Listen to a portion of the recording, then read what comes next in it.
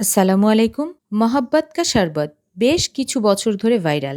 ঠিকমতো বানাতে পারলে যে কেউ এই শরবতের প্রেমে পড়ে যাবেন। চলুন বানাই। প্রথমেই ১০-১২টা কাজু বাদাম এবং ১০-১২টা কাঠবাদাম পানিতে ভিজিয়ে নিয়ে নরম করে তারপর ব্লেন্ড করে নিতে হবে। এই শরবত বানানোর প্রধান উপকরণ হচ্ছে তরমুজ। তাই তরমুজ কেটে নিয়ে এগুলোকে ভালোভাবে ব্লেন্ড করে রস বানিয়ে নিতে হবে।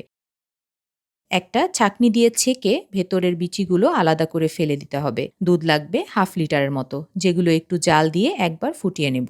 দুধ খুব ভালোভাবে জাল হয়ে আসলে অ্যাড করব 1/4 কাপ গুঁড়া দুধ এবং সেই সাথে ব্লেন্ড করে বা বেটে রাখা বাদাম। খুব ভালোভাবে মিশিয়ে মিনিট খানেক জাল দিয়ে ঠান্ডা করে নিতে হবে। দুধ ঠান্ডা হয়ে এলে গোলানো তরমুজের মধ্যে অ্যাড করে নিব। এই দুধ এবং তরমুজের মিশ্রণটাকে মিষ্টি করার জন্য অ্যাড করব সুগার সিরাপ।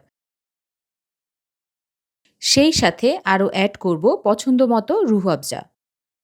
খুব ভালোভাবে মিশিয়ে নিয়ে অ্যাড করতে হবে বরফ কুচি। সব শেষে অ্যাড করতে হবে কিছু তরমুজ কুচি। ব্যাস হয়ে গেল মহাব্বত কা শরবত। প্রিয় মানুষকে খাওয়ান আর কলিজা ঠান্ডা করেন। আর কমেন্টে মেনশন করুন আপনার প্রিয় মানুষকে। ভালো থাকবেন। ধন্যবাদ।